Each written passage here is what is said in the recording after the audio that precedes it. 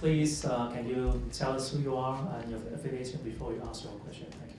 Dante Arcangeli, I'm with Terrain.org. This question is for Christine. In the U.S., utilities are regulated by states, not the national government. Several states have experimented with decoupling energy generation from energy delivery, and that has allowed, in those states, consumers to have a choice about where they buy their electricity. In Hong Kong, some businessmen buy BMWs, some buy Mercedes. In the US, some consumers buy renewable energy, even though it's more expensive. Has Hong Kong given any consideration to decoupling generation from delivery? Christine. Do read the consultation document. Things like green leases, distributed power, whether we can do, as the gentleman suggests, these are all elements in a system that can be thought about in Hong Kong. The secret is, how do you wrap it into a workable commercial system? We are suggesting to go with the current structure for another 10 years. We've pointed the direction to say that more competition is still our goal. So how we go forward depends, I think, also very much on, first of all, how the power companies see what is the future of their business. If they think the rate of return based on capital asset, I think it's the one that they prefer, to be honest, because commercially that's what they're used to. If we were to move away from that, we do need to see how to go forward. Allowing people to buy more expensive power, yes, I think that's potentially possible.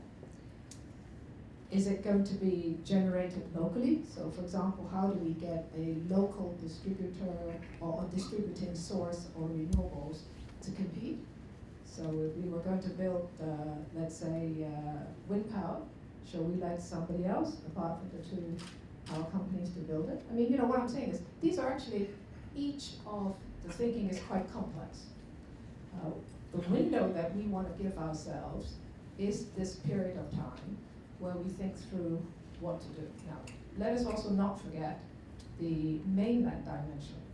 The mainland is already investing in many types of energy sources. Hence, our previous suggestion, if one day we could buy from the grid, it may be that you can buy cleaner power. So if somebody says, well, I'd like to have wind power, solar power from China coming off the grid, and I'm prepared to pay more, in principle, I don't see why that cannot be allowed. The question is, how do we structure it into a commercial arrangement? Thank you. Prashant, do you want to add anything? Well, I think the question's not answered. Can I ask, please, Joe? I'm Joel Lakin, I just spilled my glass. I'm Joel Lakin, the Secretary General of the IBPF. I'm pleased to share with everyone the fact that we just came back from Singapore, where we helped run a major power event, and Singapore doesn't have electric vehicles yet, but we're on next door to the I would call it the Detroit of electric vehicles in Shenzhen. And thanks to CLP's 51 installed electric outlets in parking lots, and the fact we got I don't know how many electric taxi cabs, we are ahead of Singapore in that area. But EV was somehow missing from Ms. Lowe's reference points in the very nice, very pretty slides, but there should have been some impact on the electric vehicle factor and how it will impact. And the other one thing that's missing a bit is the storage technology, which impacts on EV and certainly impacts too on the area of decentralized distribution, because storage technologies, as they are being advanced now, will make sustainables and renewables like wind and solar far more cost effective. Thank you. Thank you, Joe. Christine? I didn't talk about EVs because we're talking about renewable energy, not the use of renewable energy perhaps in transportation. So I hope I can be forgiven for that.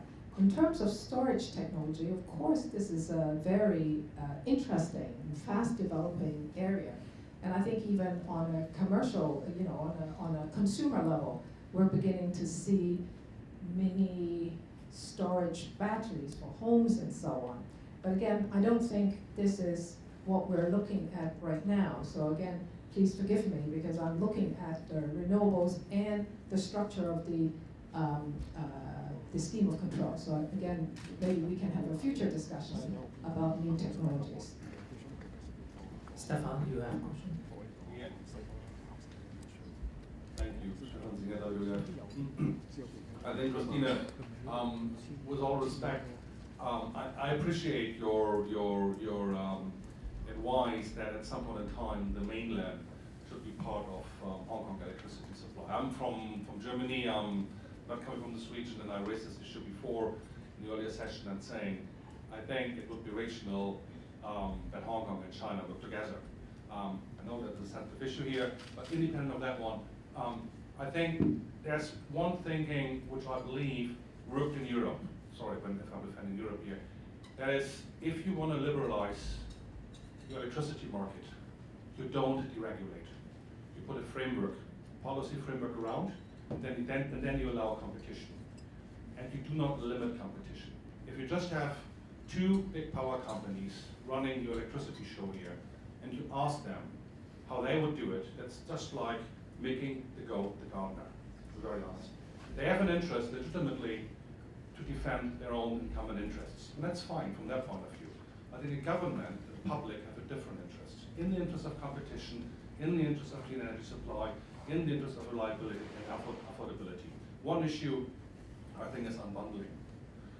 Make transmission, someone said it before, transmission production legally separate. You create a complete new dynamic. We've seen it in Europe, and the issue of storage becomes a completely different issue because it's not that hyped up. You have a different set of actors on the market, allow IPPs, independent power producers, to come on the market. My personal experience is one of the reasons why Germany was so successful in renewables cost effectively is because I am a co-owner of a wind park. I'm owning with 5,000 other people, big wind park, close to the sea, at the North Sea. That's allowed in Germany. The utilities don't like it, but it works. And that's the point. If you want to have competition, and you want to have security, and you want to have affordability, and you want to have a lively market, you cannot do this with just two utilities. It just doesn't work.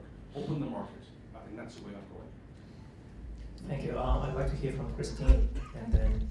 I think what I'd like to do, perhaps, is maybe you can organize another session where we talk about competition. So let's not mix it up with renewables and bending the curve for climate change and so on. And let's also have the Competition Commission here. What I'm saying is I think there's a group of people who are very interested to talk about competition. Of course, it's competition for certain outcomes, right? And we want more environmental outcomes and cost and so on. But I'd like to think that is a separate discussion. And the two power companies, hopefully they will also participate in an open-minded fashion about the path forward. How can the two power companies in Hong Kong continue to make money, open up the market, allow perhaps more people? Because I think their position up until now is we provide a very good service. And I can repeat the mantra, the four objectives of reliability, safety, environmental performance, and affordability is very good in Hong Kong. So I think we need a discussion about the way to go. Now, very often, of course, people say, well, government, you should know what to do. Why don't you just do it? Well, actually, it is more difficult than that. So I'd like to think that we might have a separate discussion about this issue. Prashant, do you have anything to add based on the study that you've commissioned some European friends and American friends to do a few months ago?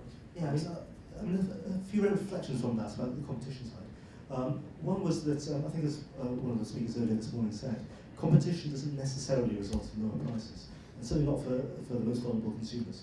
So I think our kind of expert advice is very much that retail competition, where there's competition for which supplier to choose, is often can be quite counterproductive. So vulnerable consumers who tend to be more sticky and tend not to benefit from kind of different packages. The IT cost and some of the system costs of actually setting up a competition with supply is very expensive. But that's a completely different issue to competition in generation. And I think it's important that we actually distinguish between the two. I think the kind of argument for competition in generation, I think is a point that's the floor, is that it allows innovative new IPPs, generators who've got slightly different skills based understanding of the technologies to come in and compete against existing. I mean, offshore wind is a new technology. There's no particular reason to believe that all the skills that already exist in-house within Hong Kong. Thank you. Professor Chow. Larry Chow, President of the Hong Kong Association for Energy Economics. I would like to raise just a couple of simple issues. One is that this gentleman, Prashant talks about the experience in Germany.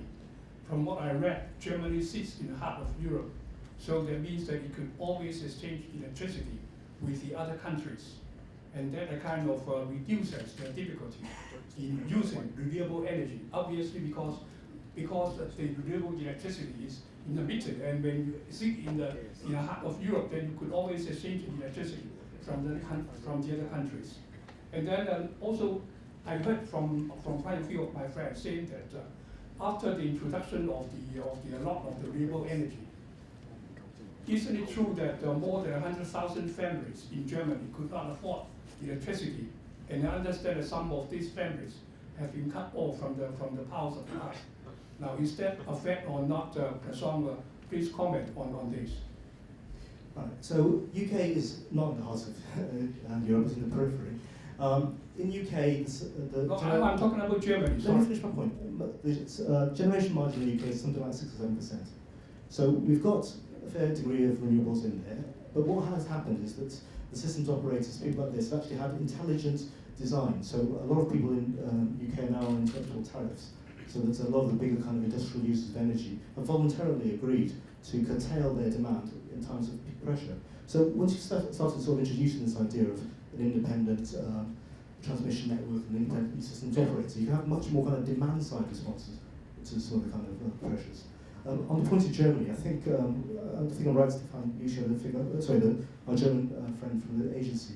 I think he said that with 30% penetration of renewables, it was something, my recollection was that the tariff extra in Germany is about 15% for 30% renewables. The calculations I just showed you were for a 5% renewables penetration in Hong Kong. It's the same levels of feed-in tariff as found elsewhere, adding about 3% of the bills. That's dwarfed by the rises we're going to get from gas. The fuel switch to gas is going to dwarf any kind of sensible renewables target here in Hong Kong. Can I just make a point? Because I think this issue about competition and outcomes is so important. And I have to admit, I'm no expert. I'm on a learning curve myself. I've talked to some of you, right? I've talked to a number of you over the years. I've talked to some other people who are not necessarily present in the room. And this is my personal observation. If you come from an engineering background, you have one view and you focus on certain things. If you come from a legal background, you focus on some other things. If you come from an environmental background and you want to optimize or maximize the environmental outcome, you'll go for some other things. And I think in Consumer Council's case, obviously you're looking at it from the perspective of the consumer. Now, competition, I think we need to talk through in Hong Kong. Is this an outcome we want no matter what? Because I think we want to be able to say that competition, we want to paint very clearly and say, what will it bring in Hong Kong? Now, whilst I think the £2 companies want very much to obviously protect their profitability, but they also ask a legitimate question.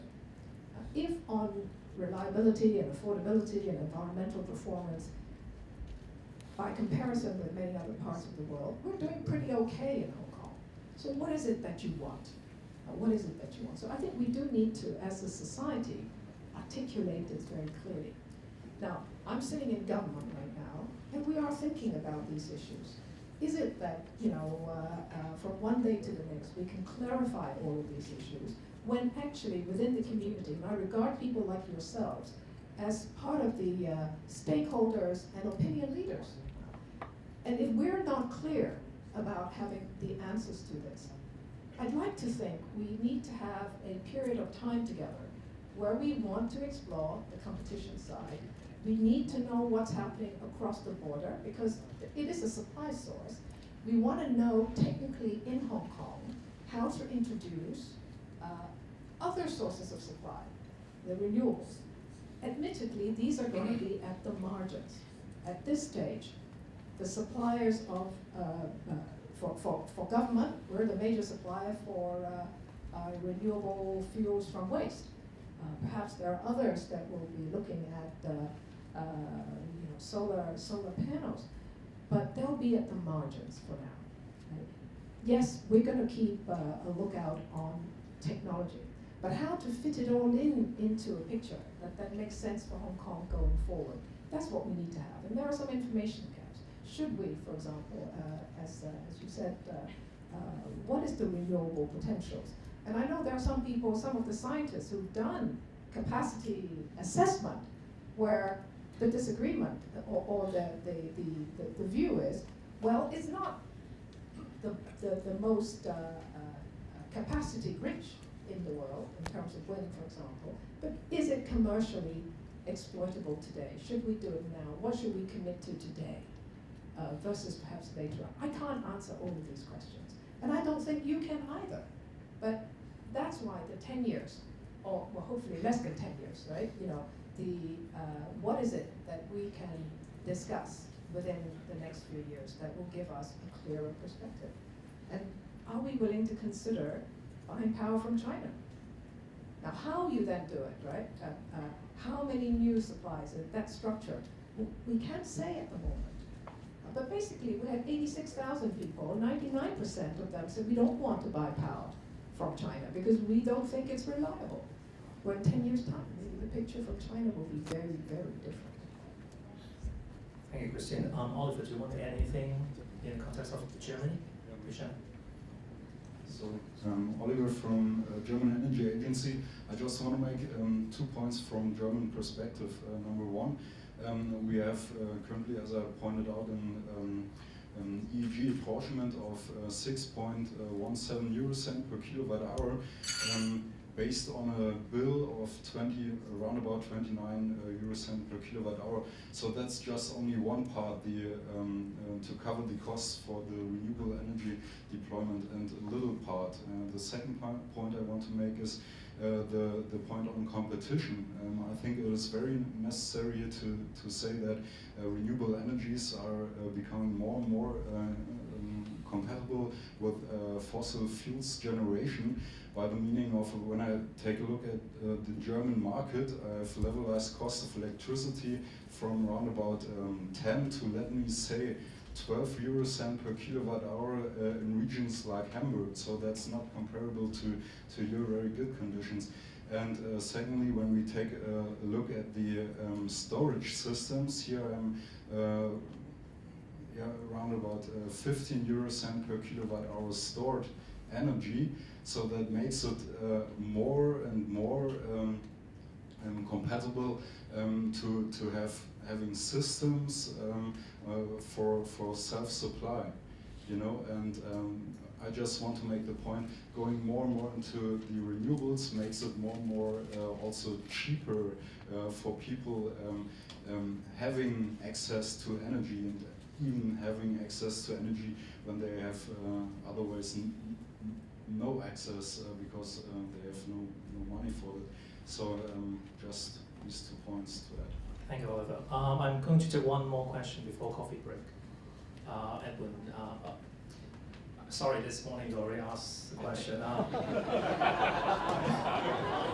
Prentice. No, there's no quota system, but just wanted to be fair. You still have a chance after the coffee break, okay? Hi, I'm Prentice Koo from WWF, and I find it very interesting from the presentation of Prashant, because he mentioned that if feed-in tariff is introduced in Hong Kong, therefore we will get around 3% of tariff increase for 5% of solar. But in the consultation paper of Hong Kong government, saying that we are getting 1 to 2% of renewables, and then it will lead to 3 to 5% tariff increase. So I wonder if that come to a conclusion saying that scheme of control is the reason why our renewables is not affordable here in Hong Kong. And is it one of the reasons explaining why we don't have so many renewables here in Hong Kong right now because of scheme of control driving up the price? Well, before we even go there, I think doing renewables in Hong Kong is just a hassle. I mean, if, and many of you know this, and you can give a presentation on this, Prentice, about, you know, if you have a house somewhere and you want to put on solar panels, how expensive and what a hassle it has been. So one of the things that we want to do, this is the consultation. We want you to be able to say to us that what solutions or what observations do you have, what solutions do you have, and perhaps a message. Even more important message to the two power companies. There are certain outcomes that the community would like to see. We want cleaner power. We want more renewables. What ideas do the two power companies have? Because we've already said right now, we're prepared to go with the scheme of control for another period of time. So within this structure, what ideas do they have that will lead us to a higher outcome? So we welcome ideas on that. Perhaps, Mr. Vaze, you have an idea right now. I was going to make a comment about the rate at which policy develops elsewhere. 10 years is an awfully long time. I mean, in policy circles, it's a very long time. Within the UK, I think arguably we changed renewables policy a bit too frequently, but you know, it's changed from many times in that period of time. And just to give you a very sort of concrete example about the most recent manifestation of UK energy policy, they've had an auction to feed-in tariff, which was concluded, I think, in February, March. And essentially, developers were invited to put in ideas for how little subsidy they'll need as a strike price, guaranteed price. And it's very similar to the scheme that Oliver is talking about Germany moving from. I think. Yeah. That's a renewables policy for you. But interestingly, the prices of solar PV were extraordinary. So I mean, I looked into putting solar PV onto my own home in London probably about 2 or 3 years ago, and it was a hassle, it was all this. But now suddenly, these kind of innovative developers are offering, I think, about 20% above the wholesale price of electricity for sort of a 20 megawatt scale, utility scale solar PV. So I think you should just have a little more confidence in the market actually delivering low-cost options. If you just give it the space in which to think about and compete, people with innovative ideas can come forward with this. I was actually gobsmacked to see solar PV in windy, cold UK coming in at just a little above wholesale price of electricity. Okay, reality check. For you to do that, you need access to the grid. You need the power companies to, right? Part of the deal is we need that to be enabled. We need to have the financial arrangements with the power companies where that makes sense. Right? We're open to ideas. This is what we're saying. We're open to ideas. Feed-in tariff is possible, right? But we need to negotiate that. We want, if you want to put solar PV in your house, in your building, we'd like that to happen too. What should be the arrangements? If the power companies already have some newer ideas to make that easier, is that the way we want to go? If that's the way we want to go, what is the financial structure to do that? Now, then I'm now going to say something extremely unpopular with some people. The UK. One of the things we worry about is if we're looking at reliability, the reserve power there has dropped tremendously after liberalization. So it's not all positive. There's worry going on too. Secondly is, our service here, reliability, price, is favorable. So let us not forget the things that we have that is good. The question that we want you all to think about is, how can we preserve the things that are good, transit to the next stage, where perhaps in the foreseeable future, it isn't necessarily going to be rate of return forever. So again, yes, 10 years is a long time, but the transit to your thinking of what will happen after that, that does require us to have some deep consideration. And in policy thinking and transforming a system, 3 to 5 years is not too long. So let's be fair. The Hong Kong system, I'd say right now, is better than the UK system. Well, I'm sure we're going to bring some of the discussion points into the panel that we're going to have after the coffee break. But before that, please join me to thank Christine and Prashant once again for the presentation and the